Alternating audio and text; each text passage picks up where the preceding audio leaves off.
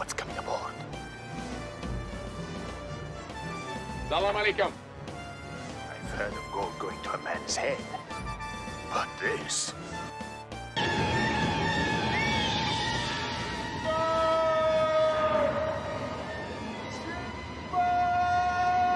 Welcome to The Good, the Bad, and the Sequel. Kind of like a special edition with everything that's going on with the writer's strike and the actor's strike. We have interviews in the pipeline with people that are actors that they can't, just with the rules that SAG's having right now, they want to tell a lot of the great stories from their career, and they want to hold off, which is great for us because we want to hear all the great stories from their career. We have some people behind the scenes that we'll be talking to in the next month or two, so that'll be fun. But like me and Jamie talked about, this gives us an opportunity to cover movies that I bet if we looked at the IMDb of this week's special sequel, The Golden Voyage of Sinbad, I would guess not many people are alive from it. Just given the fact, I know Carolyn Monroe's alive, but I think Sinbad's dead. I know of the main people, like most of them are dead. So it just gives us the opportunity to cover a movie that's from the early 70s. And that really is part of cinematic history. It's one of Tim Burton's favorite films. So it'll be a lot to discuss the awesomeness of this movie. And then also like thinking about why nowadays we don't have the attention span. Some things that take so long to do are repetitive. But I don't want to talk anything about Sinbad without my partner in this sequel watching journey, Jamie Riccardi. Jamie, how are you? I'm doing fantastic, Doug. How are you doing?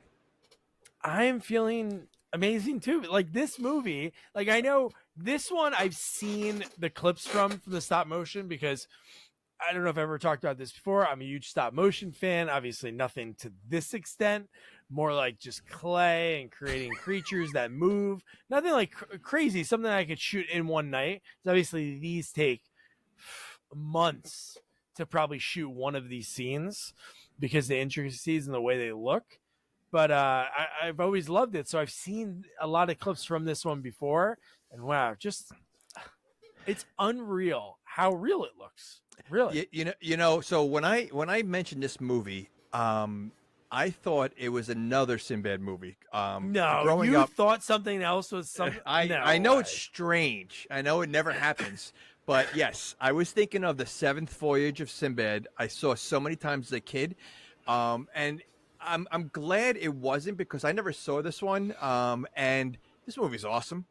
And for the time that it came out in the 70s, it looks fantastic. I mean, the creatures and the monsters are just the set pieces. Everything is really. I feel like they're ahead of their time. I mean, it really looks well.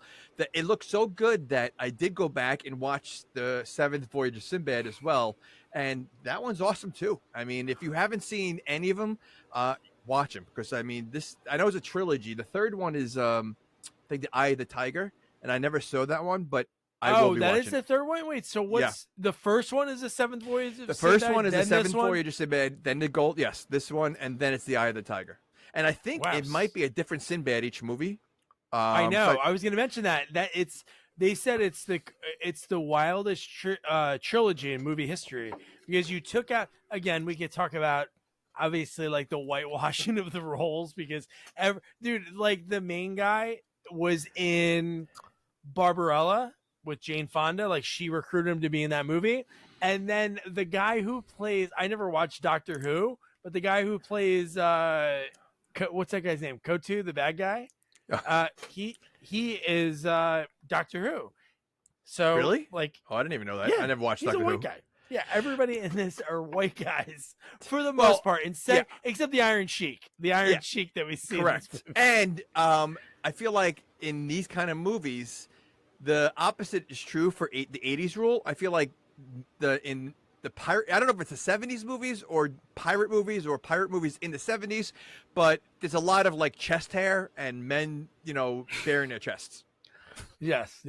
I wish Carolyn Monroe bared her chest. I love her, man. She Bond girl, and she still looks great. She's let me tell you, I 80. I don't know if you remember the princess in the first movie. But she's pretty awesome also. Listen, it's Sinbad. Nice. He's going to have a good-looking girl somehow in his movie. I mean, this girl is literally the girl of his dreams. The dream sequence. So yeah, let's start talking about the movie. And there's a lot of things that I'm sure whenever things happen in movies and then you see them in a movie that came out 10 years later and then 10 years later, like obviously most films, there's things that are borrowed from other ones, but there are a lot of things borrowed that a few years later show up in Star Wars. I don't know. I don't know. I'm not sure.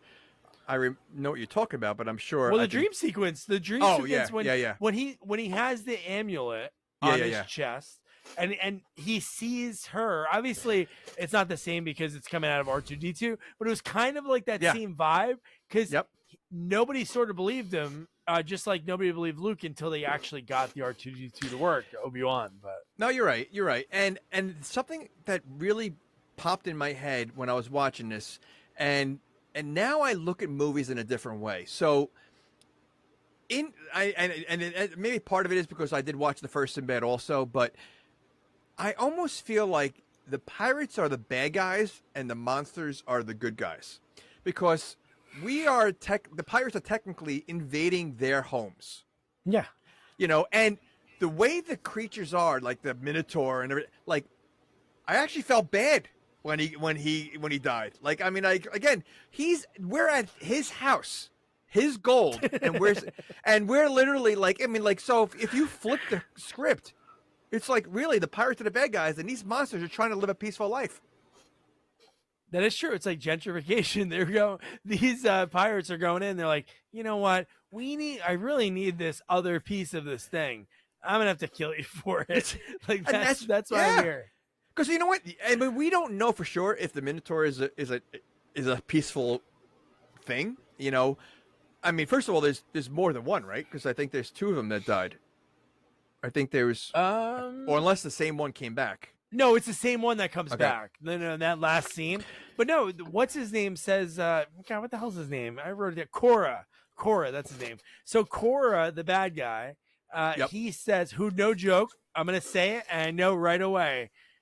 You're gonna say, "Wow, if this movie was made today and you can cast it, dude, John Turturro, that guy looks dude. It's not even like when I saw him for the first time, because you only see him in the dream sequences, but when you see his full face for the first time, you're like, holy shit." But no, like him, he says like, "Oh, this is the battle of good and evil." Like that's what he proclaimed, because he was calling himself good. Like he believed he was good, so he was calling the Minotaur. I don't know. So it's like That's opposite because he thought he was good. Yeah, well, I mean, but I think also, you watch a movie like this, I mean, it had comedy, it had action. Why aren't there more pirate movies? Like, why? I mean, I think pirates lived a great life. I mean, it was all about adventure, gold, and I'm surprised, seriously, that Hollywood does not make enough pirate movies. I mean, unless what's the movie that is noted as the worst movie of all time? Bomb. Gina Waterworld? Davis. Is that a pirate? No. Gina Davis. Cutthroat Island. Cutthroat. Wow. Yeah. And that was known as like a huge box office bomb. It had Matthew Modine, I think, and Gina Davis. So maybe that's why, after that bomb, they're like, all right, you know what? Pirate movies just aren't for Hollywood. Well, then they did Pirates of the Caribbean. Those movies are so good. So maybe it's like one of those, we're not going to have the budget to make a Pirates of the Caribbean movie. But no, that would be cool to have like a Pirates movie. Because, it is a cool genre. It really is. Just explorers. I just love explorer. Give me a million National Treasure movies. Like Nick Cage is doing every movie. Like there's a movie that's coming out that he is a fat slob. I saw the trailer. And everybody is in love with dreaming him or about something. him. Yeah, they're all dreaming about him. But I got to be honest with you. I mean, even though it has nothing to do with this movie, the trailer Nicolas Cage actually looks like he's doing a good acting job in the trailer. I think he's always giving 100%, whether it's his crazy side. But I think it'd be great to see another national. He's so good in that role. Oh, I think they are making another national one. Well, it's been in the works for a while, and then it got scrapped, and they made the series, which was intended for a younger audience, which I kind of enjoyed. I like Catherine Zeta-Jones as the villain in it, but nothing beats those first two movies. No, I agree. All right, so I'll tell you right now, right off the bat with this movie, it wastes no time getting into action. You see it. You see. Well, not even that. You see the credits within Yeah, like 5 seconds. But I mean, the movie just starts. Right on the ship. A lot of action. You got the flying bat thing, which looked really cool. Dude! At first, it's cool. For a while, when you first see it, because you don't get that up close shot until it gets really close to Korra. But the first time we see it, you're like, oh, it's just a bat. But when you see it up close, it's really cool because it's like a gargoyle. It's a gargoyle. It has, it's like a miniature gargoyle, and like it has personality and everything. I mean, like it was. You're right. And the only thing I had a problem with is why did he drop the amulet there? It's a great question. Like I almost feel like, again, he's working for the bad guy, and so he was supposed to get the amulet, but you're gonna tell me he just happened to drop? Like, did he drop it on purpose? So I was thinking about this, and I wrote this down. So it's funny because I think obviously he dropped it on purpose, but Korra plays it off as he didn't because he was kind of pissed at him. Correct. But then you think about it, Sinbad's like the greatest adventurer pirate, right? Treasure hunter. So he probably purposely, even though Korra has like those magical powers, he dropped it there probably to just follow him. So no, yeah, but okay, but that makes no sense because to me he controls the gargoyle, right? He sees and hears what the gargoyle sees, and he controls the gargoyle. You're gonna tell me with all these powers he can't find the other amulet himself? He needs Sinbad. Well, it seems like he can't because he has to turn the mast of the ship, the wooden woman, into stealing the map, which the map, I guess, is waterproof. Okay. Not only waterproof, first of all, okay, that wooden woman that comes alive was insane. Oh, that dude, it looked so insane. So, but why wouldn't they? I mean, I did they try to beat it with fire? Is that what? Yeah. Okay. Oh yeah, okay. they use fire on it and everything. Okay. Because I was thinking, like, how's this thing gonna die? Like, it's almost impossible for this creature to die. Even later in the movie, another creature, I'm like, this thing's not gonna die. There's only one way it can die, and I'm like, oh, and it freaking fell for it. It went up the stairs. Well, that other creature was pretty insane. But I do have a question with that one when we get there. So when we get there. Okay. But I don't know if I mentioned this a little bit either before we started recording and right in my little intro. But Tim Burton, it's like one of his favorite movies ever, and Ray Harryhausen, who does a stop motion. He's like the father of stop motion animation, and it's so crazy. Like even Tim Burton says it. Like he was still animating until he died. I think he died in 2013, like something wild. But he was like still doing it, but not in the scale of like in movies. He was like doing like little cartoons and things like that. After Clash of the Titans in '81, he stopped doing it. I was going to ask you. So did he have a piece of Clash of the Titans, the original Clash of the Titans? Okay, because I mean it's very similar. Well, which 1981. 80? Oh yeah, no, he worked on that one. Yeah. What Mark Hamill, or whatever his name is. Hamilton or something like that, or I know you're talking about, yeah. So because I mean, again, that's another movie. I haven't seen it in a long time, but from what I remember, again, that's another movie that was way ahead of its time, and it was incredible. Yeah, the skeleton fight scene is something that. Well, there's a skeleton fight scene also in the 7th Voyage of Sinbad. Oh, it is okay. Cool. Maybe that's what I'm thinking of. Yeah, no, the skeleton jumps off the wall. Good. It really does, and you could. There's a difference between CGI and the stop motion, right? And to me, sometimes the stop motion almost looks better because it almost feels like you see the creature there. Then CGI could come across a little bit more cartoony. But like this was, I mean, again, I don't know how long it took to make this movie, but I thought the stop motion was honestly incredible, like incredible. Well, I can like nerd out a little bit. So obviously there's 24 frames in a second. Nerd. So, and I'm sure they did that because that's how smooth it looked. And I think that's the coolest thing about stop motion versus CGI, to like piggyback on what you said, is like CGI, it's like, you know, in your head, like, this is made in a computer. Like, even like the greatest stuff in Terminator 2 and so many movies, you know, it's not really there. And even though the stop motion is like superimposed into the film, it just, I don't know, when you see the gargoyle's wings and you see like just within the wings, like the skin within like the folds or whatever, you like see that move with like the wind. It just looks like so good. Well, how about the fact that, you know, with CGI, you obviously have someone wearing a green suit or whatever, and so you're interacting with that person. Here, they're not interacting really with anything with stop motion. And that scene when they're fighting that creature in the dungeon, they have multiple people fighting the same thing without anything being there, and it looked perfect. Like every swing of the sword and everything, like it really, like, again, incredible. I think you know, the guy's a genius because it really looked incredible, and especially considering it was 40 years ago, it just looked great. Yeah, well, this movie's 50 and then he started doing this like 60 years ago. And like the cool thing that Tim Burton said is something you mentioned before. So you and Timmy B are on the same page. Like these creatures, like he says, like the creatures showed more emotion, especially the gargoyle, than like some of the human actors, which is like so wild to think of, you know? Listen, I'm a big, you know, between the Minotaur in this one and then in the Seventh Voyage of Sinbad, he's got a Cyclops.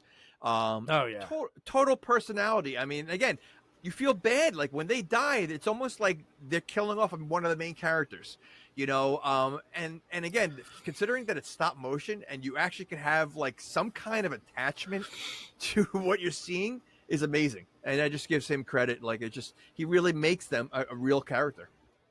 Yeah, no, it stinks that it's so expensive to do, like just the time that goes into it. Because that's what looks best. We talked about it when we did Puppet Master. Oh, come on. Like, I have had Play-Doh. I can make Play-Doh creatures too. Do it. Me and Emerson, me and my daughter did a stop motion. I had her take her little people, like this like 2 years ago, and put it into like a plane, and we did all the little pictures. We did like eight pictures a second.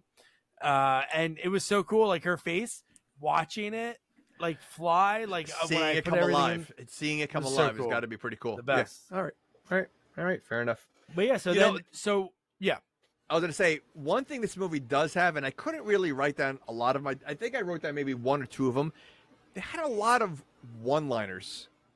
Okay, so I have one of the first ones, and he said one. I mean, I forget who says it. I just wrote down it because the movie was just moving, and sometimes you had to catch it. But I wrote down, "He who walks on fire will burn his feet."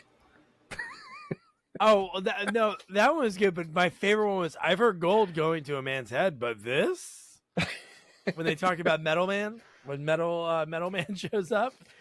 This I have one. "Don't throw stones in the well if you drink from it." I mean, it's just funny. Like you know, again, the one-liners were so like almost like proper. Like, you know, they were like Confucius says, and they had these one-liners that just it's just so funny. No, two of his like main shipmates, like his right-hand men. There was like that really big Jack guy that never wore a shirt. There was the other guy that wore like a white with like stripes. The small guy. Yeah. They were the ones that were like always like saying these random lines to each other.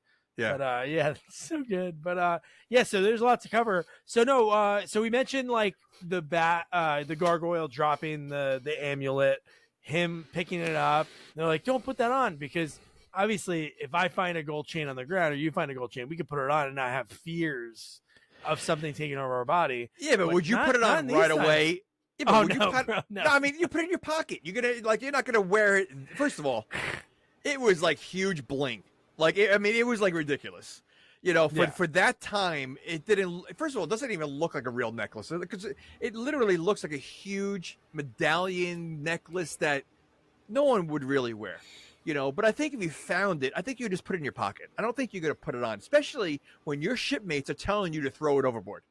Like none of them want any piece of it. But Sinbad to me, without a doubt, is the bad guy. Without a doubt.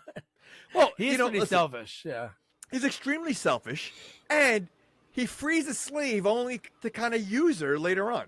Like he was using her throughout the whole movie. Yeah, and he never admitted to her until when does he finally admit to her that he saw her in a dream? Does he ever?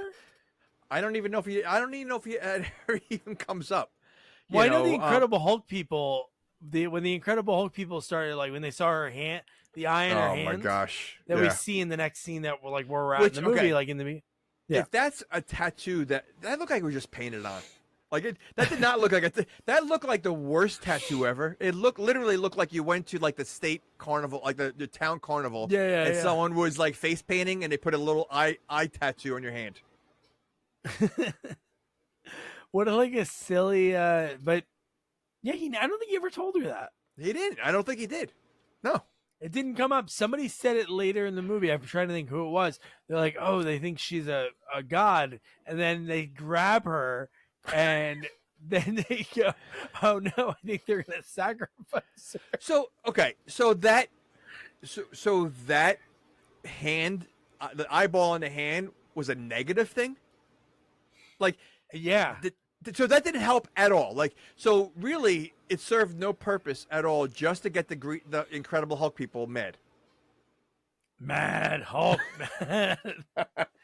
It was so weird that they looked like the Incredible Hulk because I'm sure Chris Egan or somebody's listening to this that's a big like Marvel fan. I don't know when Incredible Hulk showed up. But I don't know if he was around in '73. Wait, you think they look like they were all small people? They didn't look like they look like Lou Ferrigno. No, they weren't huge. They weren't huge. No, they weren't huge, but they would look like him if he wasn't hulked up. He was green, and they had terrible wigs on. The Jolly Green Giant is also green. Oscar the Grouch is also green. No, I buy Jolly Green Giant. That'd be a good one. He'd be a good creature to have in a movie. Stop motion. Yeah. Oh, absolutely. Attack people. I like that. But so he puts on the amulet. He has that dream sequence, and he sees her. He sees the hand, but then we don't see who's behind her because we see that sort of like because he's wearing the hood. You only see his eyes. Right. And he's getting like larger and larger, and she like sort of screams, and she goes away. But then from there, we get a storm. There's like this huge storm. So do those two have something in common? Like, did he have his gargoyle drop that because he knew that a bad storm would happen right afterwards? But why would he want a bad storm to come? I don't know why, but it just makes no sense. He is in the middle of the ocean, so you're going to have a storm. I mean, isn't that where the perfect storm came? I mean, you're in the ocean. You can have a storm. Is that where that happened? I think so. But I don't think the bad guy had. Listen, the bad guy didn't have he couldn't use his powers too much because every time he used them, he got older. Oh, so dude, yeah. I don't think So I don't think he would waste his powers on a storm. Because he's already controlling the gargoyle, and he's already losing like a lot of his youth. So I don't think the storm had anything to do with it. But again, they don't explain it, so who knows? God, would that be a great SNL sketch with like say if it's like Farley or like Dana Carvey like has a superpower and they're just wasting on bullshit. Like instead of like making a creature come alive to save your life, it's more like, man, I really don't want to get off my ass, get a beer out of the fridge. And it's like you're like getting all this stuff and you're like you turn to an old man. And he aged like 20 years every time he does something stupid and just it's totally worth it. It reminded me of Christopher Lee. Another thing that I feel like almost borrowed 5 years later in Captain America when we covered that sequel, because the way he was just like that Christopher Lee as the bad guy in that, what was his name? Wasn't it like Carlos or something weird? It was like a Spanish name for like the villain in a Captain America movie. But his name was like, I think it was like Carlos. And he wanted people to age. But in this movie, this guy's aging. But the one time he gets so old. He looks so youthful and then he's old in a second. Does. Well, I think it's the how strong the power that he's using. If it's like a major thing, then he'll age like 5 years. But if it's something really major, then it's like like 20 years. But so I'm curious. Is there an age where it stops? Like I mean can he like do something like a couple times and he's like 90 years old, but he still has the power? Like, does he just die, or just now he's 120 and he can still Yeah, could you imagine that? He keeps going until he's like a bag of bones, and he can just keep doing it. Yeah, what's the end? Like, is there an expiration? Like, all right, once you get to this age, it's over. It's just done. If he had to like recite like something, then I would say like then he's getting to the point that he can't talk because he's so old and he can't move. But he doesn't talk, right? No, he doesn't. Just think about it. Yeah, he just thinks about it. But then also, like, if you have that power to do that, and knowing that you age every single time you do it, how do you know the one time you do it is not going to be the last time you do it? That's true. Like, and like, is there like I said before, is there like, all right, I know like if I just do something like a little simple, I'm only going to age like 5 years. So I'm okay if I just keep doing a couple of those. Or is it like, listen, it's all random and, you don't know when you get to that point where, you overused it. Now you're dead. Honey, don't use your power station. She comes back in. You're like an old man. And she's like, what are you doing? I don't even feel like getting the paper. You can't walk out. No, I don't feel like doing it. Like these little like mundane tasks, you use that and age and try to save that. No, it's oh my god, it's so silly. Like, but yeah, but that is a trope in a lot of movies. That like the bad witch or the whatever it is that they need something young or a fountain of youth or something because every time they use their power they age. It I guess it takes so much out of them. Yeah, no, that was a really cool thing. The way that ending scene happened and the way I thought that was like really neat because you really thought like watching it, I thought something else was going to happen. So we'll talk about that when we get there. Yeah. So, but Sinbad, he's just like a mortal man, right? Because he like screams, "Allah give me strength," and he's somehow steering the ship with his arm, and. In the biggest storm ever, the other guy that comes out to help has to like wrap a belt like 3 times around it to like hold it secure. It's like, what is this guy's background? He's like the Popeye of the sea, right? He's like the known pirate that has defeated how many monsters and how much gold has he stolen. So he's the guy. He's he could okay, let me put it this way. Outside of Jack Sparrow, can you name another pirate besides like a good guy pirate besides Sinbad? Oh, good guy pirate. Well, is Jack Sparrow a good guy pirate? Well, I mean, sort of. He's kind of a bad guy. I think they're all bad guys. Aren't they all bad guys? Well, to be are. a pirate, you have to be a bad guy. Like maybe the only non-bad guy is. Yeah, but wait a second. Sinbad doesn't do anything. Listen, he's not pillaging. He's not burning things down. So I think he's a. Listen, Popeye was a good pirate. Was he a pirate? He was a sailor man. He's a sailor man. Okay, so okay. Doesn't that sound so weak? I'm a pirate, and it's like I'm a sailor man. Yeah, tell Popeye that after he has spinach. We'll see how tough you are. So so what's the difference between a pirate and a sailor man? I don't know, but I just sailor man. It's just. I guess you know what? Whoever wrote Popeye is pretty progressive back then. Okay. Because it was a sailor man. The name Popeye sounds lame to begin with. So, you're adding sailor, like, it's not like it's like, if they had like Popeye the Dragon, like, all right, Popeye's kind of lame, but you got the dragon part. But you got Popeye's lame, and then you have Sailor Man. Like, yeah, that is true. That is pretty well, you know lame. what? Say that again. Say the first, what's his name again? Say it really slow. Popeye the Dragon? Popeye. Popeye. What does he do when he gets like jacked up? Doesn't his eye like do something? Wait, maybe that's why they. So you think So you think when he was born, his eye was twitching, and like they looked at him, and they said, "You know what? See his eye? I'm his pop, and his eye is twitching. We're gonna name him Popeye." Popeye.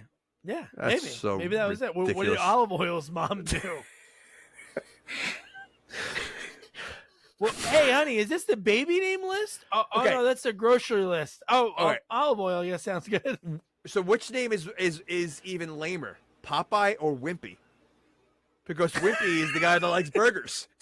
Right? Wimpy.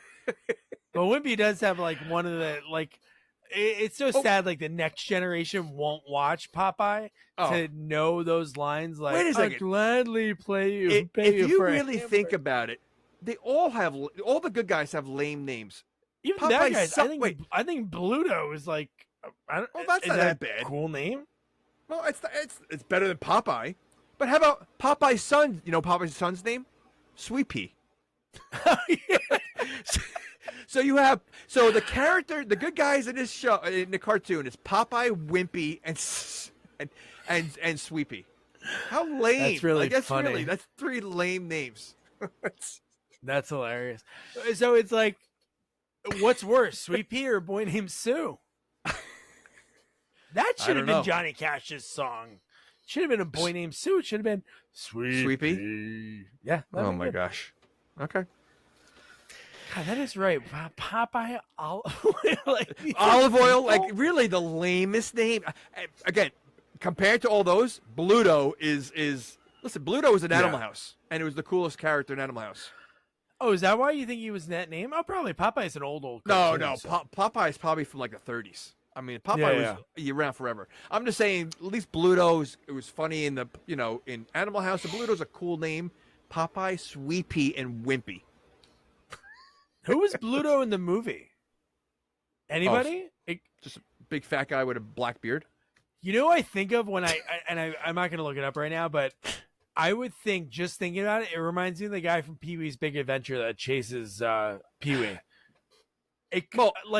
That's what I see in my head, the same guy. Well, I thought the guy that Popeye boxes was King Kong Bundy. Oh, really? Because you remember the guy he boxes? He boxes. Yeah. And then he has the old lady there, his mom, because Popeye punches his mom by accident. Yes. It was such a good movie. All right. How about Wimpy? Is Wimpy somebody? Wimpy's somebody famous. He looks familiar. I mean, Olive Oil was obviously Shelley Duvall. The Duvall. best, yeah. Then, Robin Williams. And then I think Popeye's father was the teacher in Fast Times at Ridgemont High, Mr. Hand. Mr. Hand? That's amazing. I think he's Pappy. Pappy. Pappy? Wait, so Pappy, Popeye, Sweet Pea, and Olive Oil. Yeah.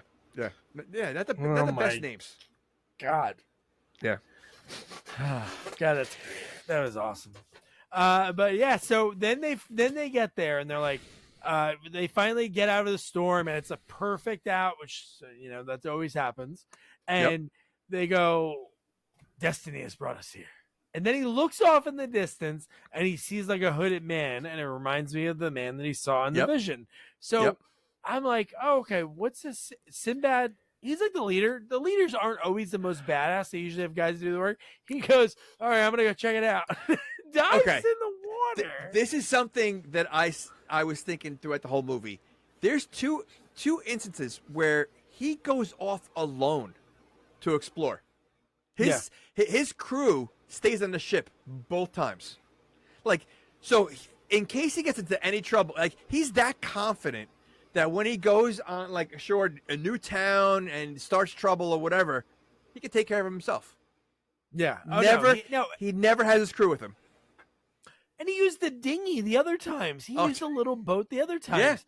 And the one time, how did his people not say like, hey, there's another boat showing up, guys? Some kind of warning. No, they're just hanging out. Yeah, I think that's when they had the belly dancer. I think the belly dancer was there that time. Yes. But, I mean, his crew didn't seem like... One guy, I think, fell when he was putting the sail up, and he was hanging from the thing. He falls up top. Like, I don't think they were the best crew. That was, what's his name's son? That was... that guy. The Iron Sheik's son. Oh, my gosh. Yeah, that was a...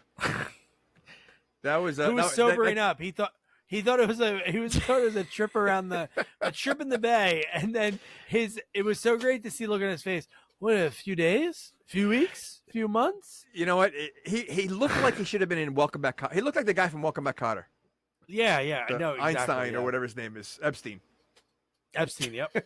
He's from Jersey. He was from Denellen, New Jersey. Oh, Epstein? Yeah. Oh, all right. Him or Horshack. Yeah. I think it was Epstein.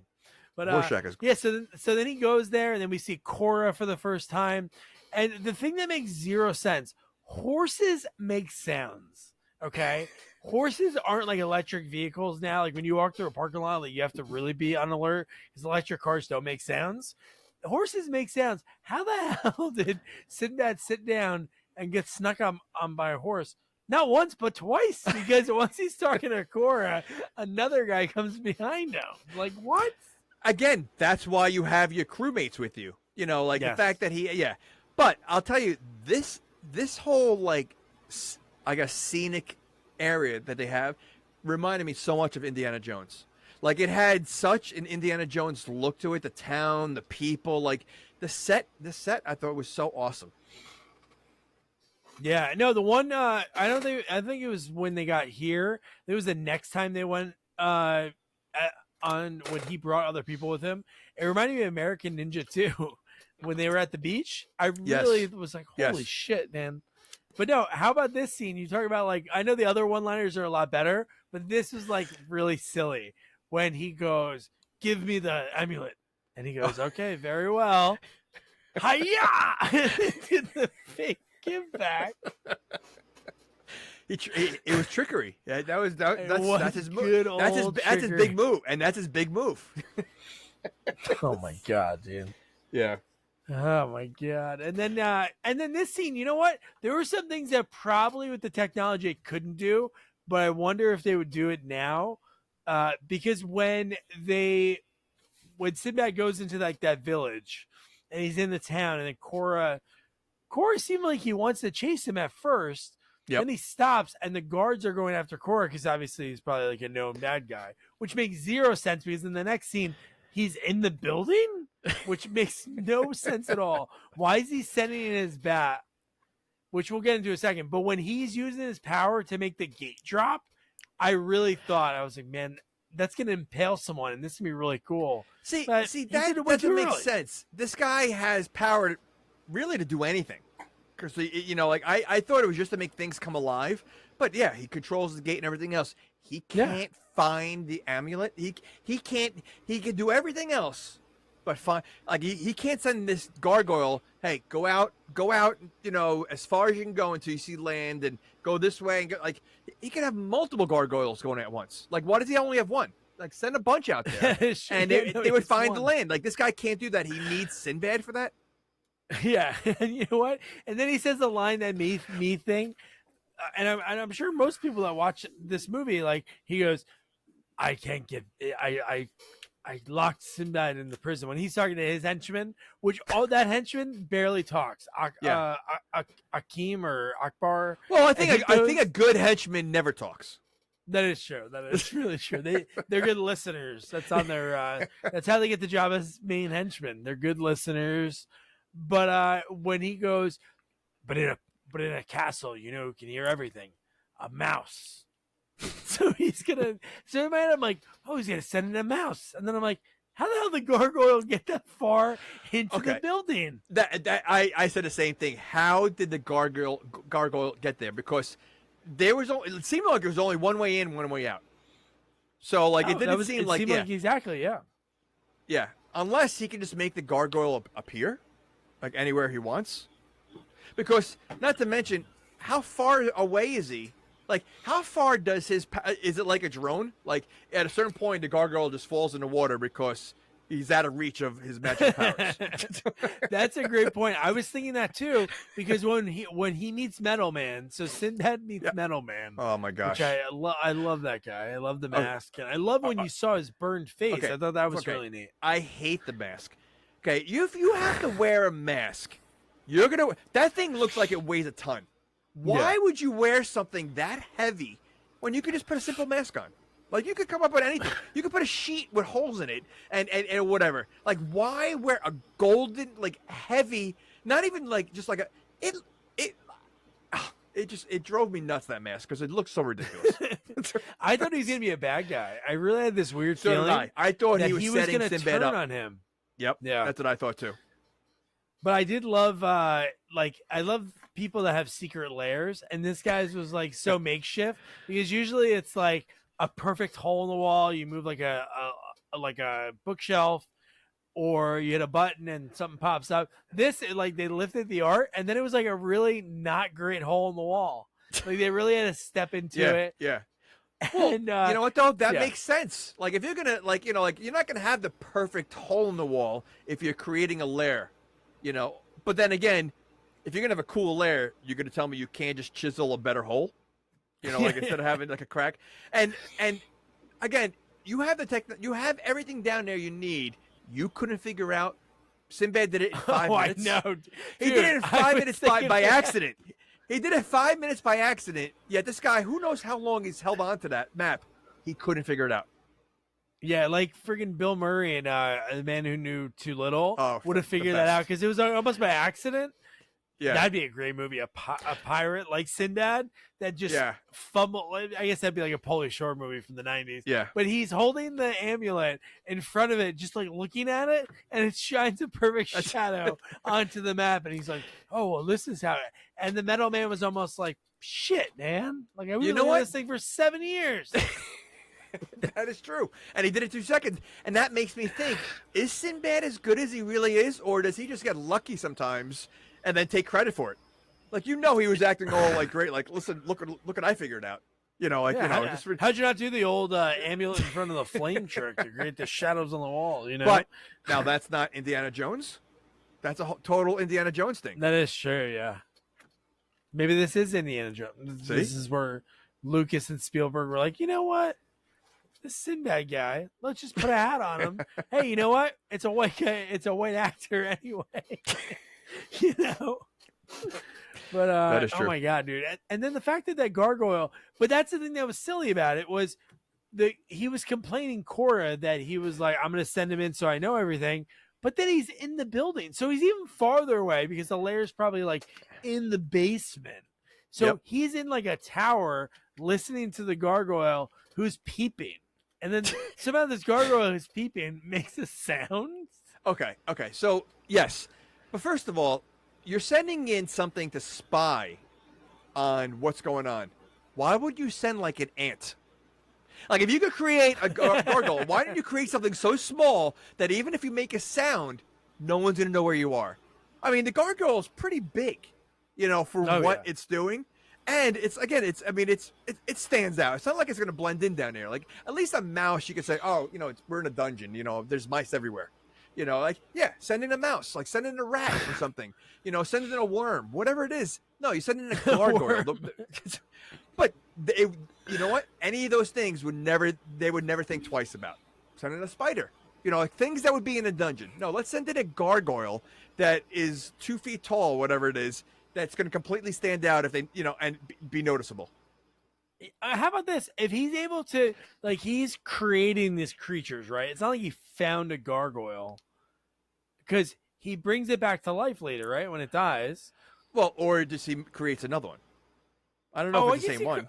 I think he creates another one. So if he's creating these things, why not create well, I guess he would have to put it down there. I was just say, like, how about like a brick or how about do what you do later in the movie? Go invisible. If this is so important to find this out, go down there yourself. Wait a second. A brick? So you're talking about so you want the brick to come alive and fight? No, not to be alive. Just him go down there, put the brick down, and then give the brick like an ear, and then listen in. Yeah, because that's not going to stand out. A brick with an ear. They're going to be walking. A human ear, like a big ear. They're walking around. They're like, this seems odd.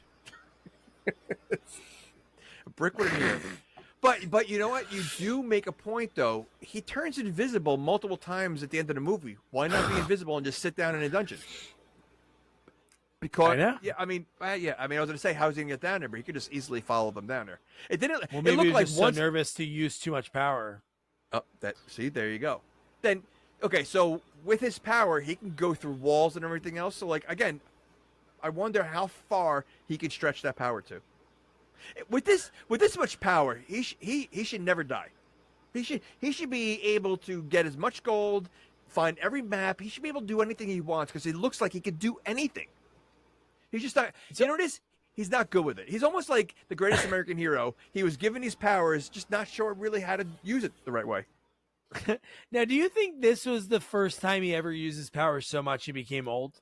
Like, has he found other fountain use? Because You know, like honestly, like You know how what? would you know that you have all those powers? You know, or is he really 5 years I'll- old? Is I'll he tell you what, 5 years old? I was just gonna say that he's probably 5 years old, and that's why he's not good with the powers. And so, but he aged so much, but he has a 5-year-old mind, and that's why he can't God, figure I it would out. love that movie of him insulting Sinbad. Well, you're a poopy face. Cora, how do you use your This is power? turned into a Leslie Nielsen movie. Dude, I mean, that it's- would have been great. Leslie Nielsen As a- as Sinbad. Oh my god! But the whole thing so the necklace is part of a puzzle that the Metal Man talks about. That once it's solved, it'll stop Korra's black magic. So Korra obviously wants to get it to, I guess, prevent that. I don't know if there's any more powers that'll get from that, but that was what Metal Man wants to do. Well, he wants to stop the sorcerer or whatever from getting it, the other half. Yeah. So he doesn't. Right. Yeah, So. but So I don't know that what was Korra it. would get out of it. They never said like what Korra. It's not like No, Korra. it's a fountain. It's a fountain of youth. Like that water at the end is a fountain. No, like, is the he youth. only dropped one piece into there. He didn't have all 4 pieces. That's the last piece they're looking for. So him dropping the one piece into the water counts for all of it? No. No, I think so. No, I I don't know. He only has one little piece. Remember how big that thing is on his No, chest? I know. But He's I like thought pushing with his hand. I thought the bad guy had the other parts, and then the last part was by in the dungeon at the end. The last part was the one that was inside of the Yes. 6-armed creature. Yes. So there's only 3 pieces, right?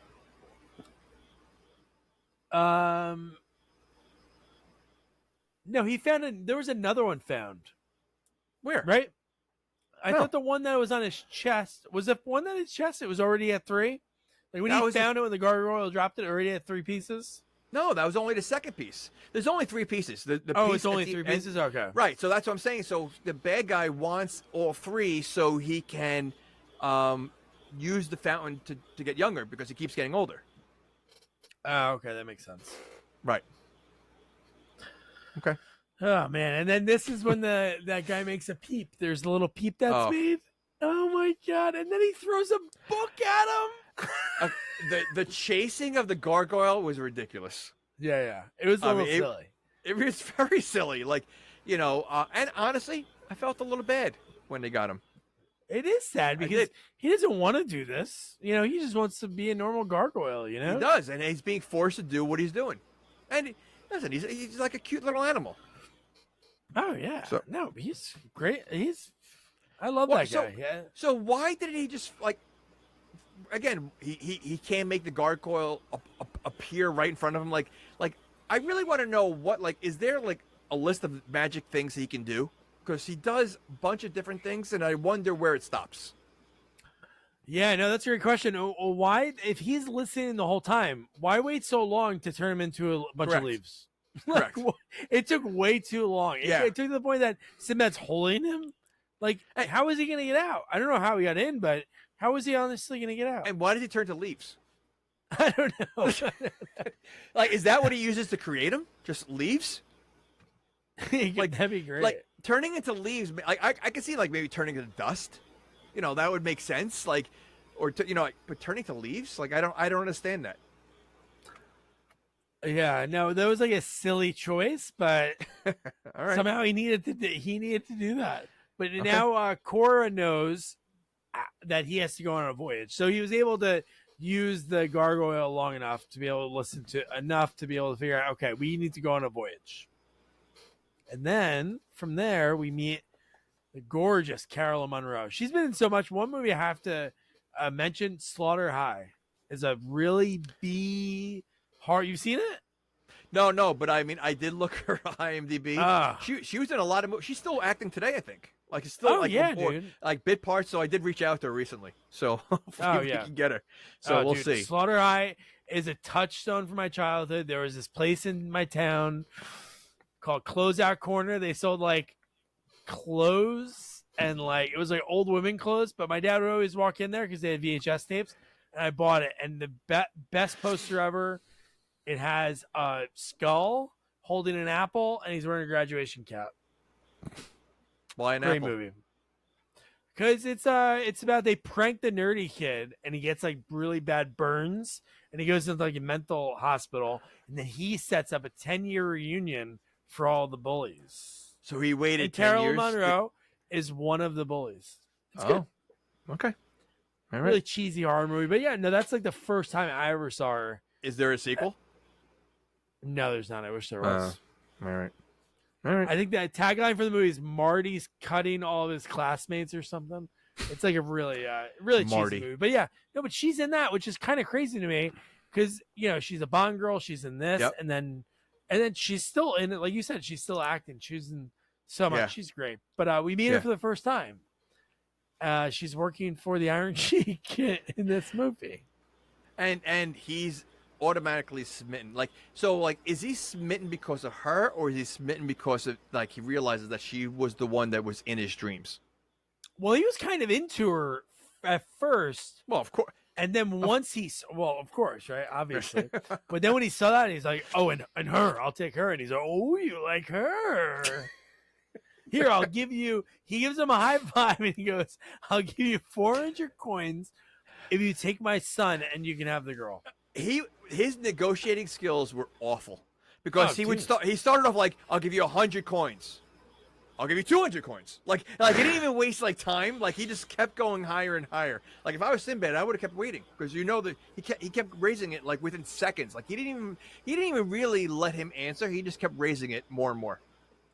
He was doing it. He was paying 400 gold coins to get and a girl. So I don't know what her worth is in that time to get rid of his son, who's an alcoholic, and the weed. Because right, they say, oh, you're having too much of the hashish. But yeah, just to get rid and sober up. You know his what? kid. I didn't even think about it that way. Like he hated his son so much that he's offering high rewards for someone just to take him. And not anyone. Sinbad, who goes on these voyages, the most dangerous, clearly the kid has no skill whatsoever. Somehow he gets skill later on, but has no skill, and he literally you got to assume multiple people have gone through the town, and he's tried so many times to get rid of him, and everybody said no.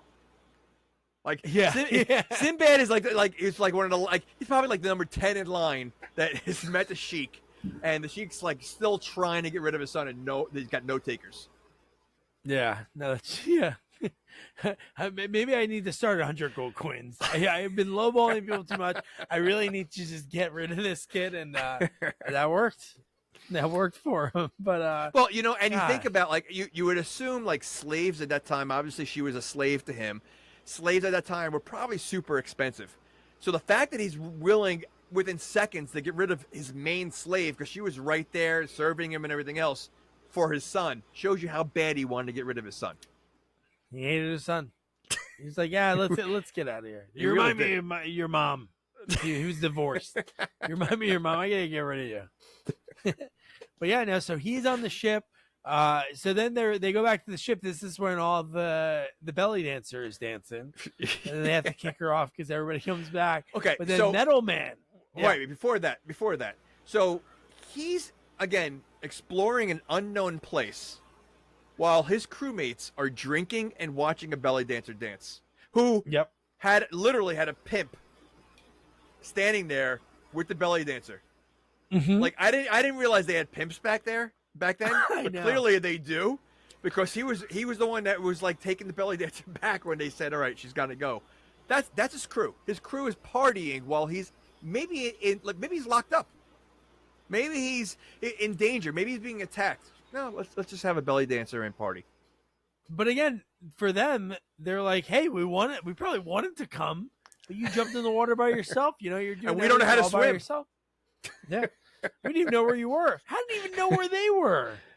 He jumped off a ship and ended up in, I guess it's probably the nearest port, but good lucky guess. They could have been like, oh, maybe he went to the other side. We don't know where he is. There's no communication, Oh my God.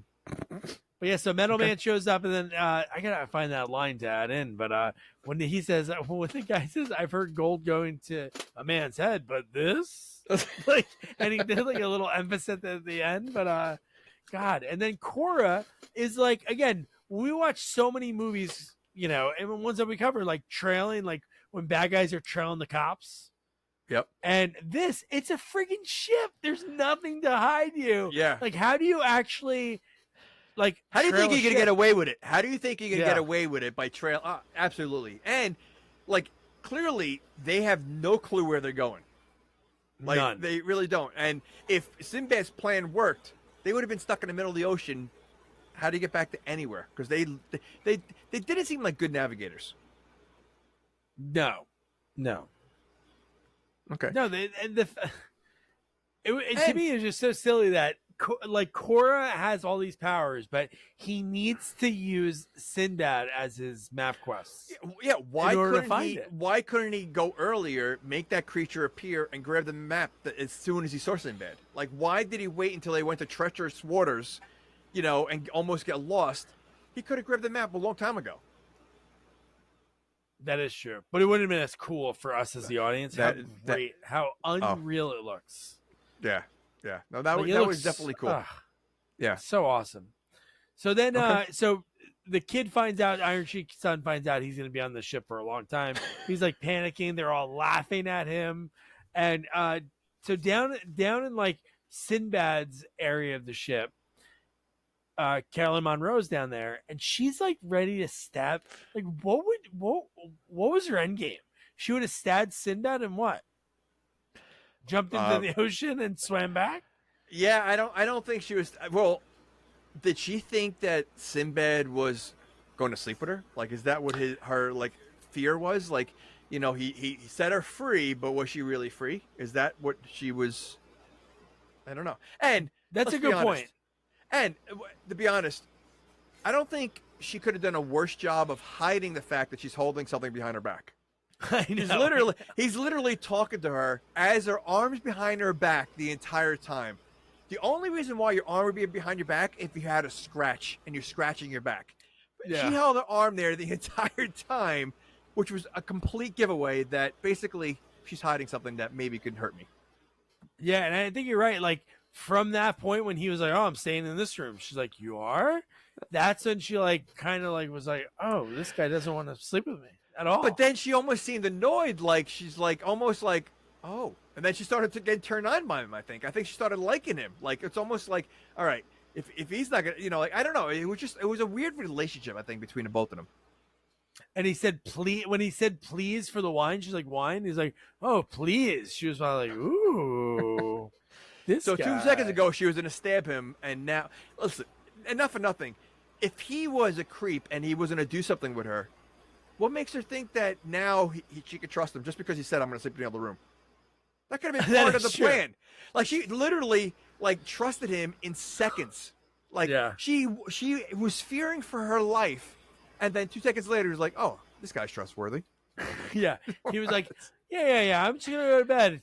All right, and then as soon as she like, he's pretending, tiptoe, creep, but no, he's a good Yeah. guy. That's Sinbad. See, and so not all pirates are bad. Not all pirates are bad. Here, Or 1 sailormen. second. I just gotta shut my air conditioner off. All right. I feel like it's like gonna explode.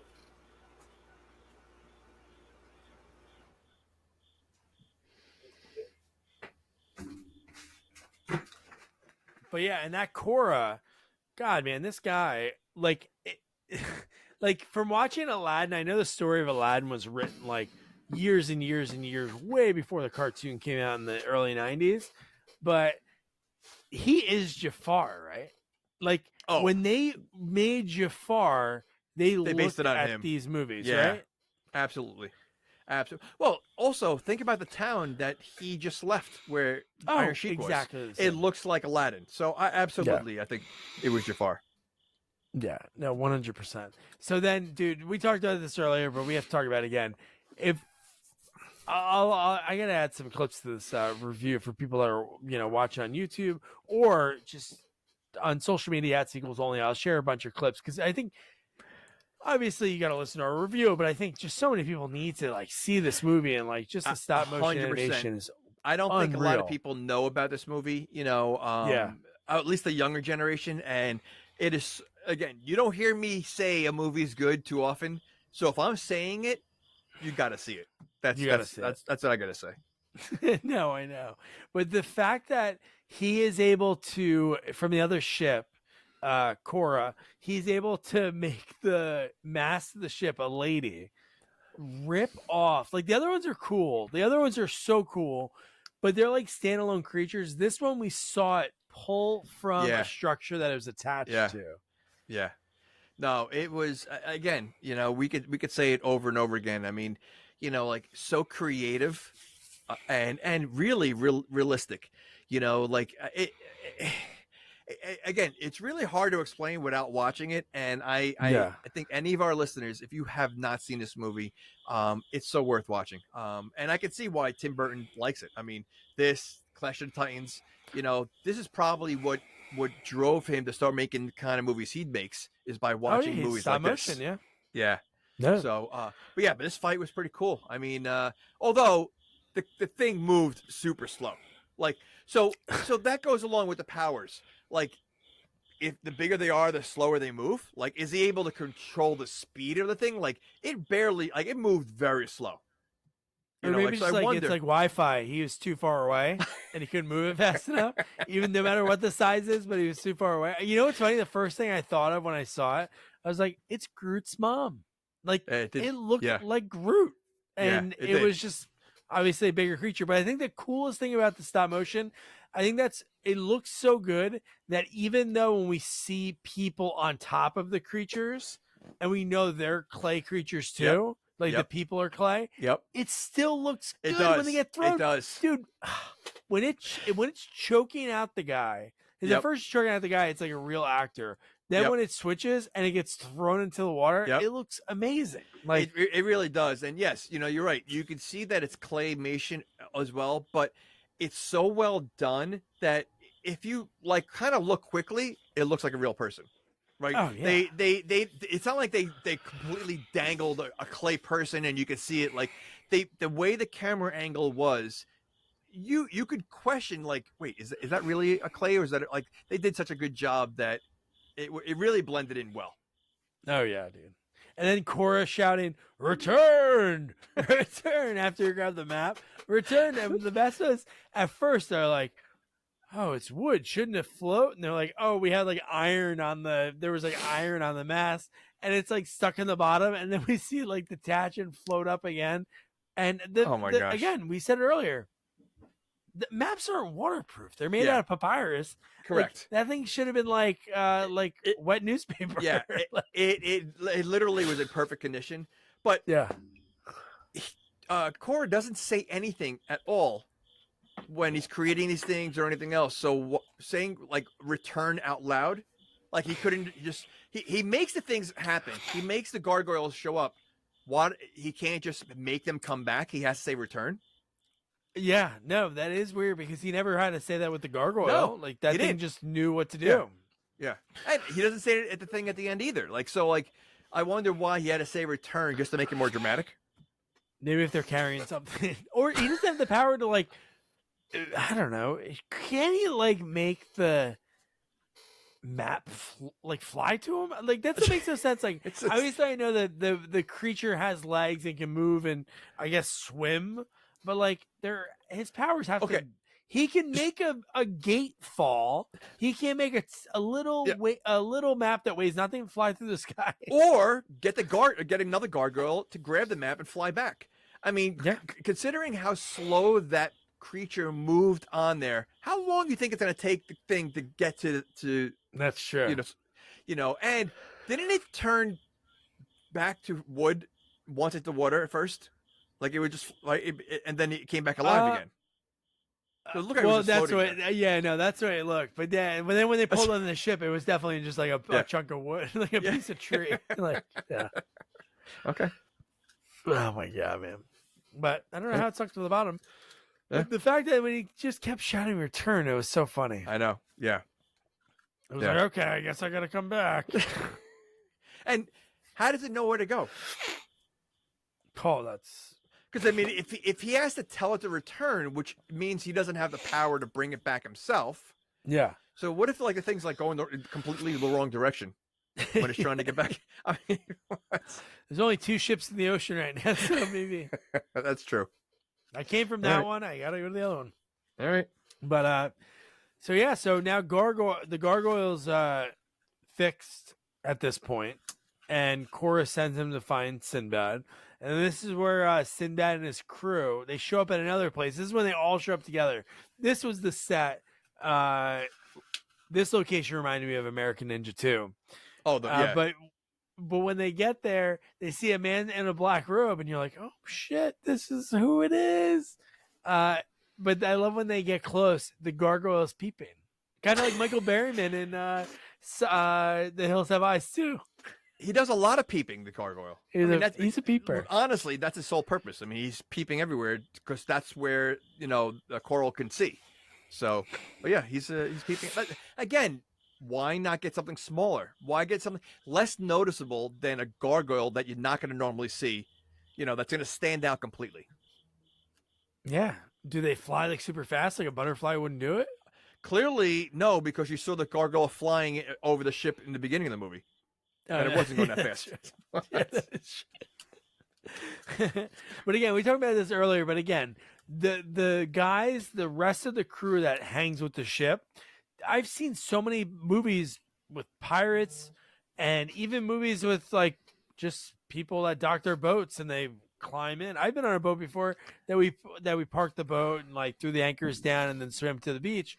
And it's like that, like Sinbad's ship has to be not far away. How the hell unless there's 2 belly dancers that are there that people aren't paying attention, but how do they not notice like Korra park right next to Sinbad's ship? Like, I'm like, what is again? The point of doing that? They're not the best pirates. I mean, clearly, like they're kind of useless, to be honest with you.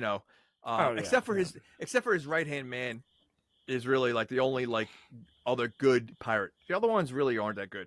Half of them die. The guy with no shirt on is good because he fights at the end, but I think he dies. He does. Like, they all really do. Easy. They all died pretty easy, except for his right hand man. Yeah. Oh god! So this whole temple that they're looking for is supposed to be like this mythical place that doesn't exist, and they're following a man who they think is Korra going to the cave, and the hooded figure. That how bizarre was that scene? It was like, did Korra send that hooded figure? Like, but we didn't see him because he was talking normal. Can he do 2 things at once? Like when he's doing the return thing, could he be like sitting at the table eating dinner with his family and focus on that conversation and control other things because he's controlling a man walking? So then why doesn't he control one of the pirates that are on Sinbad's ship? Yeah. Again, that would have been it. That would have been it. Control a human. Easy. Yeah. Well, yes. But I don't think he understands how to use his own powers. I mean, because he only uses them sporadically, right? It's not like he's constantly, so it just, I don't think or again, because he's aging each time, he has to be very selective of when he's using it or how he's using it. He's a 5-year-old. He's a 5-year-old that doesn't understand it, and he accidentally but he bought the wrong magic kit, and he learned how to do something, and he's just gonna keep doing it because how about the wild-looking horned man in the cave? It gave me like real like vibes of Wizard of Oz because it was just the floating head in like this dark mass and like all the lights behind it. It was like, whoa, man. Yeah. And how about this joke? Do you have that joke written down? Which the one? metal man turns and he goes, Sinbad nudges the metal man and goes, he always talks in riddles. Yes. He's not even paying attention to what this guy's saying. He just make a comment about this guy. He's probably telling us important stuff. He talks in riddles. Oh my gosh. No, it's so ridiculous. But even this scene's really silly because when it's like Sinbad likes to go alone. Like he wants that story. Always. Because when the cave starts coming in, when Korra, he goes, go back, and he runs up. Well, because he wants all the credit. Because if he went with his pirate friends and one of his pirate friends saves the day or finds the gold, how does that make Sinbad look? That is true. He wouldn't look good anymore. He wouldn't look well, good. he'd be like Sinbad bad. Oh my gosh. Oh wait, what is his name? Sinbad? No way. Is that like a religious name? Is that like a Rip Torn? Sinbad? Is that a Rip Torn moment? Right? When you really think about it, it's like Sinbad. It's like a caveman wrote it and be like, okay, we want somebody that's supposed to be really good. Okay, well, he's really good because Sinbad. Yeah, but he doesn't do anything bad. So, but Sinbad, that's, oh my gosh. We have What to a weird look name. that up. Yeah, we have to look into that. Sinbad. That is funny. So yeah, they said they blow up the entrance of the cave, and then it's just him. Him and Carolyn run forward, so they're kind of like getting out, right? But they're trying to.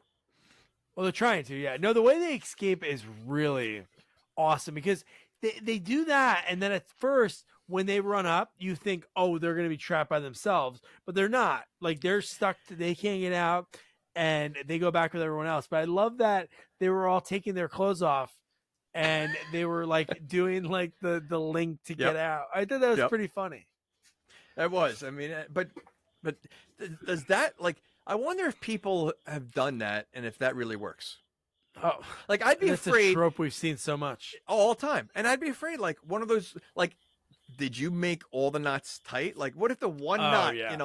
And it's like your shirt. Everybody ties their own shirt into the knot, and then the one knot that comes across. We know. I mean, I don't know. I wonder if that would really work. I guess you have to test it out. You have to like do a little game of tug of war to make sure the knots are really good.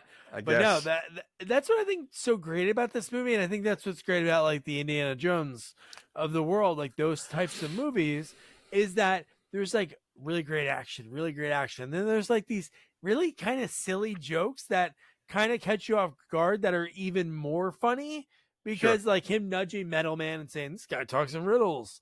Or like the gold goes to this guy's head, and like there's all these like little things in the movie that that kind of like, oh, okay, that's really funny because you're not expecting like correct a joke to come in that I sense. think that's what it is. You're not expecting it. Like Indiana Jones when the guys with the two swords and he takes out the gun and shoots one of them.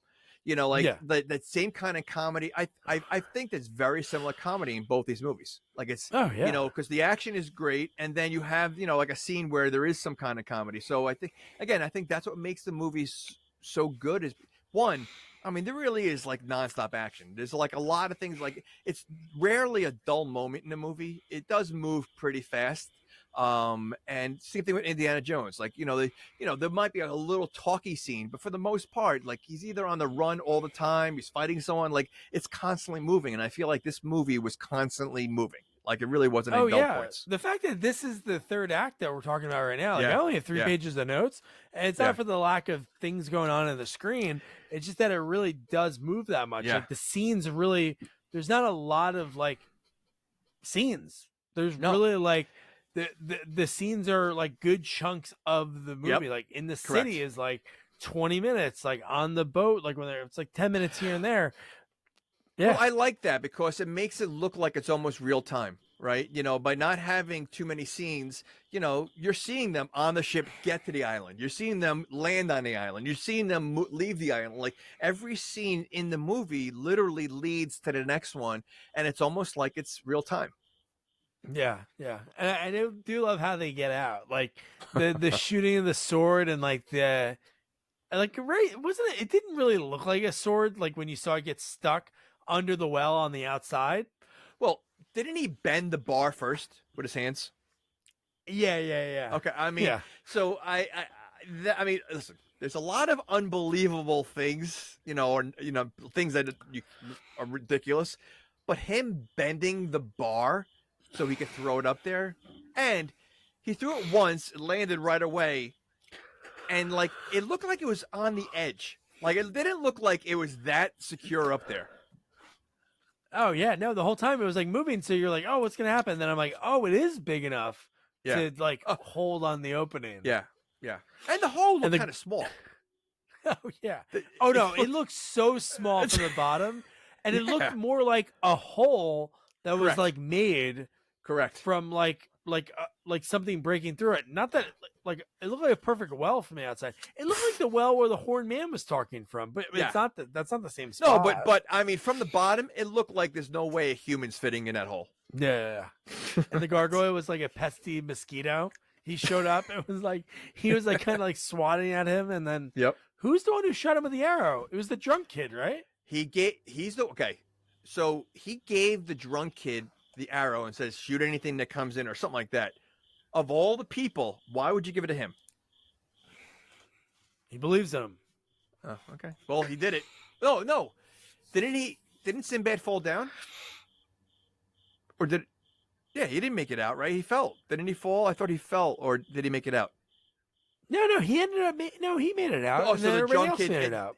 so the drunk kid ended up Oh no, he killing the killed gargoyle? it. Yeah, no, it Okay. went right through the gargoyle and fell on the ground. Yeah, Did he turn the leaves again? I forgot. that would have been good, right? He's dead, and then he's like, "Shit, I gotta use my powers to turn the leaves." Keep wasting them. Jeez. Wasting those leaves, man. But no, he saved him. Yeah. And then Okay, now, you're right. the silliest thing happened. I know they're not huge like the Incredible Hulk. I know. but I they're know. green people. Yeah. This to me, this scene is a little like. I think it's like more filler than anything. I think. Oh, it was just bizarre that Korra, again, he has powers, so he really doesn't need these people. But the fact that they're Right. gonna kill him Yeah. until he can make the six-armed, I shouldn't know the name of the actual like the goddess, but Yeah. move, and then he's like, "You listen to me now." Okay, I have a question about this statue. Very cool thing, but where did the swords come from? Oh, I don't know.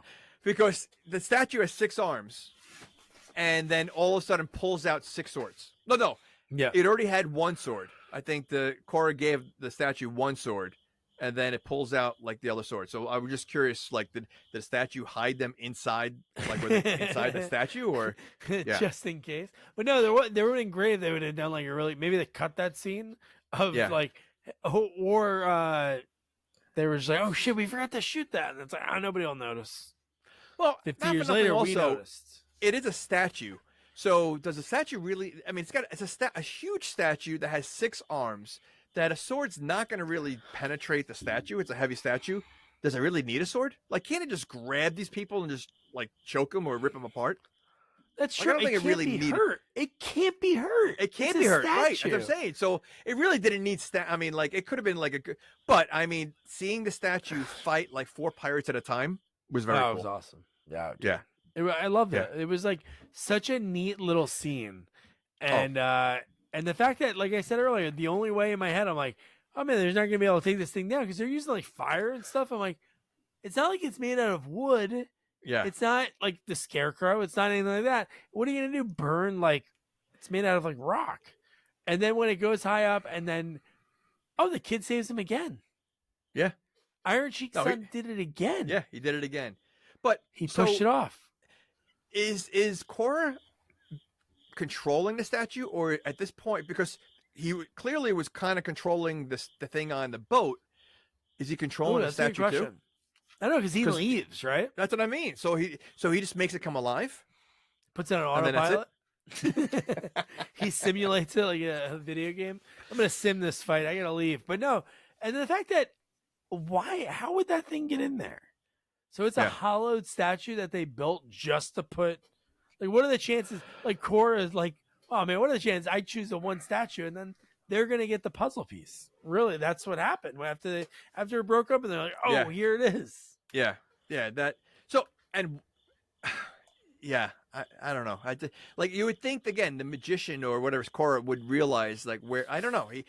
I feel like he knows nothing in this movie. Like he really is like I mean he has his powers, but he doesn't know where the map is. He can't use the map. He can't follow. He can't. His boat gets lost. He doesn't know this piece is here. Like he really doesn't know anything in this whole adventure. He's 5 years old. He knows is. nothing. He knows nothing. Why? So why doesn't he just like he should have just joined Sinbad's crew? They all get it together. If he just wants the water to become young again, I don't think Sinbad cares about the water. No, he really. Sinbad's kind of like just annoyed by him. It's not like he thinks Yeah. of him as like this Yeah, I evil don't think he enemy. thinks He's of him as like a just threat at all. getting in the way. Yeah. Yeah, I think that's exactly what it is. He just keeps getting in the way. Yeah, it's like there's like, and I don't know. They never explained Korra's. Like, we knew what would happen if Sinbad found it from Metal Man. It was like Right. it would stop Korra's black magic. But does that Right. mean in turn that if Korra gets it, he like doubles his black magic? Because he already becomes- right. has. He already has black magic. He already has. No, but he gets young. He'll get power. younger and then so stronger. I guess with his black Yes. magic.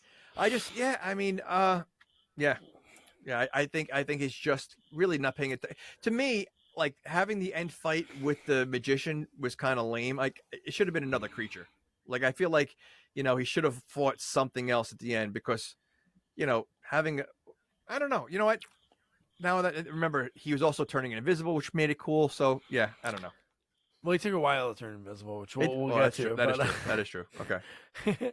So then the Hulk people, they're about to take the amulet, the third puzzle piece, and then that's when Carolyn Monroe lifts her hand, and like at first everybody's Yep. like, oh my god, they think she's a god, and it's like, oh well, no, they're gonna sacrifice her. And then the second Star Wars reference, I'm sure there's more that I just didn't catch, but the second one, Return of the Jedi, like dropping her into like Falkor, right? What was his name? The monster. Rancor. Yeah. I was thinking of next sequel by saying Falkor. What a by nerd. accident, What a but, nerd. but Rancor, which I had the Rancor toy as a kid, it was terrible. but Rancor, like that was that scene. She gets dropped in. We see Minotaur Cyclops with a that has like a caveman baseball bat. Like, So did he create that himself? Like how did he get? Like it just... oh no, I think that was already there. No, that was already there because the Hulk people knew of him. He was already there. They threw down a club. Like does a Minotaur? Oh, you're talking about did he make it? Oh, yeah, no. I'm that's saying a did he great make question. the club? And like, does he really need a club? He's a monster. Like, what does he need a club for? Clearly, he Style can tear points. anybody apart. So. Yeah. No, you're right. Happy birthday, Mr. Minotaur Cyclops. And this goes. I think we discussed this before.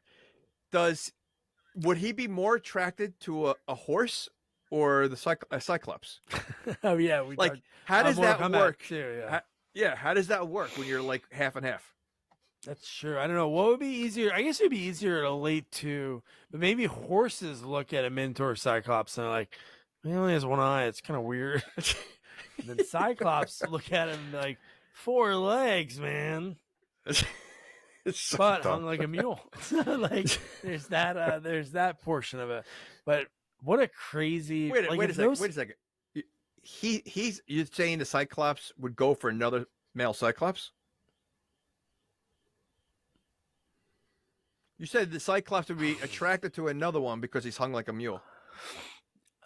Well, no. A Cyclops. I didn't say male Cyclops. I said Cyclops. Cyclops can be women. Was that a male or female? The one that we saw, I didn't get a look. They cut that out. Yeah, I didn't see anything hanging, so it might be a female. I didn't see any drag marks on the ground behind it. I didn't see a line in the sand. But oh my man. god. But but that God, just the way the creature moved, especially this one. I think that's what's cool about this movie is I feel like each one we see, it's basically like Ray like kicking up a notch. Like the gargoyle looks great, really cool, but it's like not so many moving parts. Right. But there's like the eye, the arms, the weapon, the head turn, the legs, the horse tail moving. Like it's wild. No, it really is. And you know what? He's a genius. I mean, to make it like that because it does look. There's been stop motion in some movies that just look terrible, and this really looks like it. Like the thing is there. Like when they fight and all, it really is incredible. And I think that's what makes the movie. Like if the stop motion didn't look so as good, I think the movie would be such a B movie, cheesy. I probably wouldn't like it. But because of how well the stop motion is what makes the movie so good. No, I agree. No, it is cool because we have those. Every time you see it, you're like, oh, you're like amazed. Yeah. You stop what you're doing. Yeah. Like if you're on your phone or looking around, you see it, you're like, oh my god, this is like really something. But you know what? There was one scene I wrote down that I wanted to ask you about. So what was Korra when he was leaving?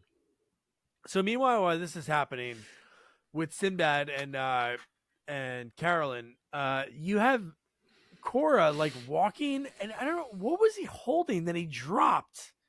It almost seemed like it was like a goof, but he dropped something and it turned into a big thing of smoke. Do you remember that? He was like walking up the hill or walking down a hill, and something turned to smoke and it just disappeared. Maybe it was his like trying to like a smoke screen, so they didn't know where he was going. No, because he looked like he dropped it and he like did By like accident. he put his hands in the air. It was so bizarre because then from there is when he gets to the Fountain of Youth and he like it's almost like he's using powers to get to it because even he's walking up a hill and he looks like he's old, but he's like looking so fine. fast when he got there. Like literally, like he aged so bad that he can't walk. I know. And he didn't look like he was 105 years old. I mean, like there's no reason why he had to crawl there. Did you expect Sinbad to show up and step on his fingers? Because that's what I was thinking. When you saw the fingers getting so close and you saw it nudging, because there were like 4 nudges to get the amulet into the water, I was thinking when he couldn't get it like the second time, I'm like, you're going to do like the old finger step. And then that was going to be like sort of the end. I wasn't expecting like another fight, you know, like what we got. There had to be, there had to be another fight because like, again, you thought the sorcerer is just going to get away. You know, he's going to age and that's it. It's going to be over. Yeah, like, you didn't think that was going to be it. That'd be kind of a lame ending. I was thinking runtime in these movies too. Like I was thinking like back then, I still thought like 90 was a flat rule, like 60s, 70s, because for the most part, like nobody really wanted to try to do too much. So I was thinking, oh, you know what? But no, What was this movie? Like almost 2 hours, wasn't it? Was it almost 2 hours? It was an hour 45. So that's why, like, it was really the last part of the from here on out, it's 15 minutes. So that's why I was thinking like, oh, this is the end. But dude, I'm obviously happy it wasn't because we had we see Korra and he's young again, youthful, well, and just like everything's just darkened. Like it's not like anything else changes with his appearance. But dude, the battle that we get with that hawk and Minotaur, oh my god. It's a griffin, by the way. It's a griffin. Oh, griffin. Oh yeah, Gryffindor. Yeah. Makes sense. No, that again, that so good. Being that it's stop motion, how cool is that? But where'd that griffin? Oh, wait a second. Did they steal an egg or something before? Like, did they? Was there something with the other pirates? They did something with the nest or something? No, or something. No. It was Griffin was like that. That's when he mentioned the good versus evil. So this was like a battle of good versus evil. So the Griffin wasn't in the movie earlier at all. No. Oh, then I'm thinking of something I remember. else. Okay, then I'll think of another movie. So so you're telling me the Griffin just came out of the blue to basically like the battle of good and evil. Sinbad. Sinbad, bird good. Oh my gosh. But when he shows up, and I love that we didn't, it was almost like a WWF entrance from like when you don't know who's coming out in the Royal Rumble, because you saw the Minotaur Cyclops and Carolyn was like scared, everybody was like looking at him, and then you see the Griffin, like the way it came in, I'm like, this is so cool, man. Cool, but let's be honest. I mean, a bird is no match for a half monster, half horse. I mean, really. True. But the fights are cool. Oh, the fights are very cool. But so does the Griffin live on this island also? No, I just think it's good, and it got the phone call like, hey. Oh. And so on this island, is that the only Minotaur? Like, does he have any like? Because there doesn't seem anything else around. Like where did he come from?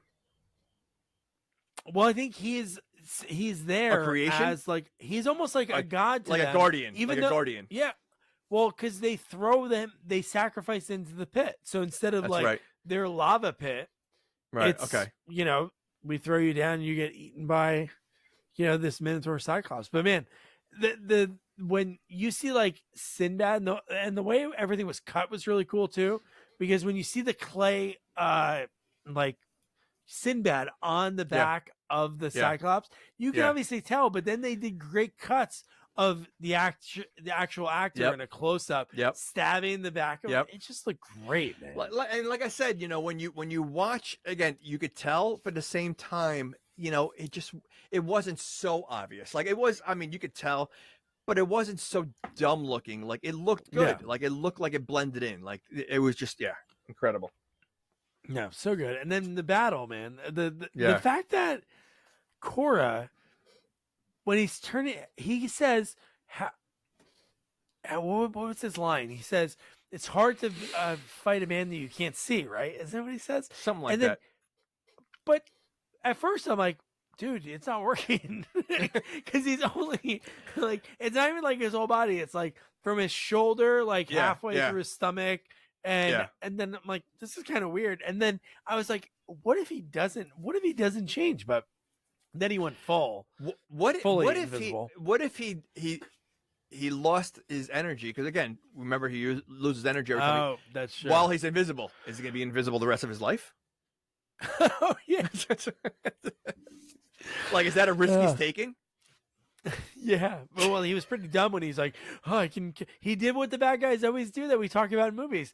They have to like tell you about their plan, or they have to talk shit instead of just Every like time. stop, just get rid of him. No, he for some dumb reason is talking smack and then goes into a waterfall. So then he's seen. It's so. First of all, if you went in a waterfall, I can understand it would show the outline, I guess, because you're blocking some of the water. Yeah. But is it going to show your whole body, like in color? No, not in color. No. Well, his is color. Well, it changes pretty quick when Sinbad just does. Ugh. Like, I love that. It's almost like he's invisible, but he's blind at the same time. Because how does he not see that Sinbad's winding up to stab him in the stomach? And let me tell you something. There was a lot of blood in that water. Dude, that was a cool scene. Like as soon as he got stabbed, it seemed like a little too much blood. Like there was not enough blood that came out that would fill the water like that. Oh yeah, but no, I think it was more because that fountain of youth was obviously something that was like good. So the evil was being ridded. So no, it was definitely not that, but it just looked so great because effect wise, I was like thinking in my head, like, all right, this is 1973. Is that like a light that they're shining? Was there like a floodlight, a red floodlight, or were they somehow able to isolate just the red water into that? Because it just looked so cool. And then the fact that a crown is in there. Like, what is that a crown for? Was it for Metal Man's kingdom that's millions of miles away? That fit his metal mask perfectly. The crown. So you're telling me if he doesn't wear the metal mask, the crown's just going to fall through his head and land around his shoulders? Like King Richard, right? Like King Richard, just fall down. Oh my god! But no, you know what was really funny about it was when he puts the mask on and you see like and you hear like sounds, and then he takes it off and he looks like every person from like whenever you watch like Ben-Hur or any of those type of movies. Like even the one with Rip Torn when he plays Judas. Like you just think of those guys, and that's what that guy looked like exactly. I'm like, all right. And I honestly thought, and I think you said it before, that there was gonna be something where he was the bad guy, and this was his plan the whole time. Yeah, that would have been cool. He would have turned earlier. If he would have turned now, that would have really blew me away. But there was a point that I really thought he was gonna turn on him, because I just thought it was like kind of odd that he would come with him. It was so weird. And then there was even a line that Sinbad says earlier. I forgot to mention it. I thought I wrote it down, but he goes, "Well, why haven't you been named?" Because whoever was the king. I don't think they used the term king in there, but anyway, when his boss died, Sinbad was like, "Oh, why haven't you taken the crown?" And then I was like, "Oh, that is kind of weird, right?" Yeah. And then there was like these other things throughout the movie, but no, he was a good guy. Imagine this. Under the mask was the real Korra. What if that would have been the best switcheroo of the whole movie? Right. If Korra was in that mask in that time, and we saw him obviously like a scene before, but it's like, where's Korra? He's disappeared. Well, or like so the Korra that dies in the like by Sinbad being invisible turns the leaves. That'd have been good.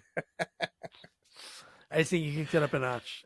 And the problem is though the movie's already an hour and 49 minutes, so that would make it another 25 minutes to go. So, but then it kind of ends pretty quick because from there, very quick. And then right, and Sinbad takes the girl and goes. That's it. So yeah, they didn't waste any time with the ending. They're like, all right, we just did a big scene.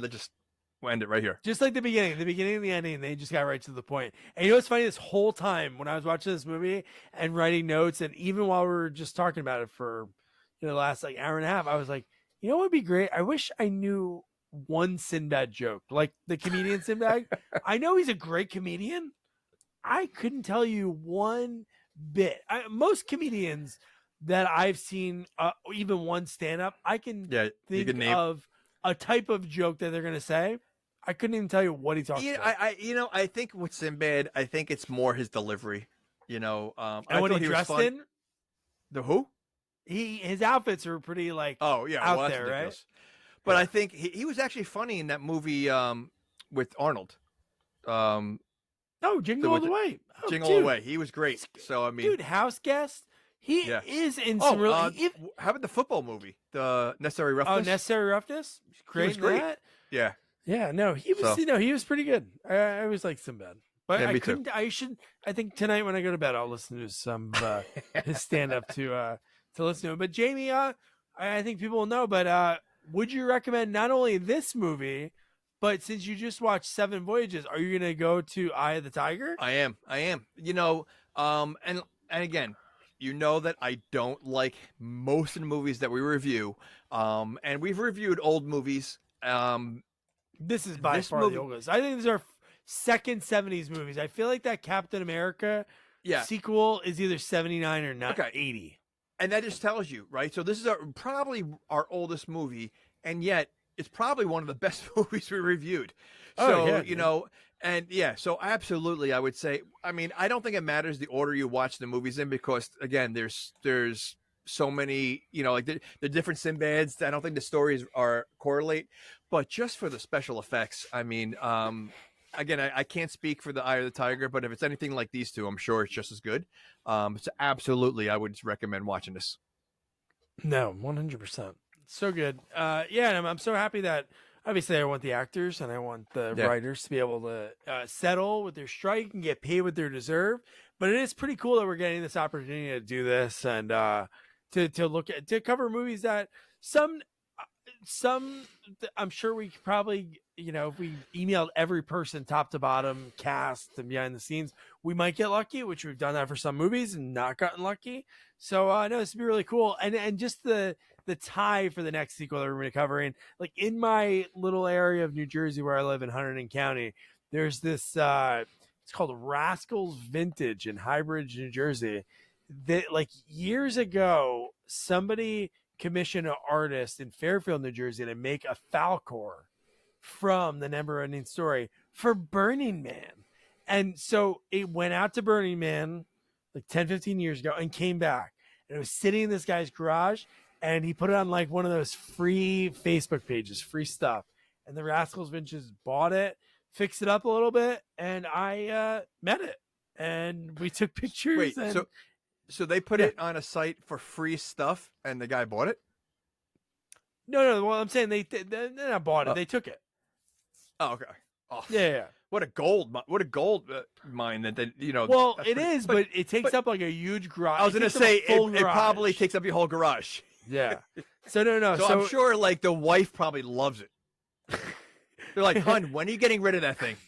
What if they didn't have a garage? It was just like in the living room. Like you had to sit in the Falkor's mouth to like watch TV, okay. Or like you sit on its back, like in the movie. How great would that be? But so Neverending Story 2, the next chapter. What's really cool about this movie is I remember the original, and I remember the second one. But what's really wild, I never knew that so many characters were recast because the movie sat in like pre-production hell, the sequel. because the author didn't really like some of the characters in the first one, like the actors. So the second one has Jonathan Brandis. It's 6 years after the first one. So yeah, it should be pretty cool because I don't remember. I never this saw movie. it. I never saw I it. remember Jonathan Brandis being in it because I was a fan of his because I like sidekicks. Even though it's problematic, I love ladybugs. And Didn't he die? I think he died. It's suicide. Oh my With gosh. right after he was on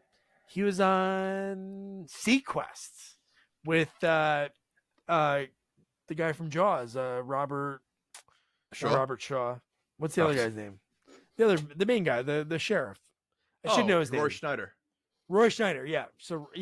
So on that, he was on that show. That show was on for a while too, and yeah, and he committed suicide. What? How many? So we're doing the second one. The second the third one, one? Never Ending Story 2, which is I love that. The Never Ending Story 2, the next chapter. And yeah. Well, it's never ending. The story never ends. It's never gonna end. Okay. So it should be pretty cool because it's just that it's a sequel that's 6 years afterwards, and the fact that they recast a lot of people. So I think it's right up our alley. So yeah. So that is your homework for next week. I have some cool interviews that Jamie lined up, so hopefully that comes through next week. That'd be pretty rad, and then we can right around Halloween.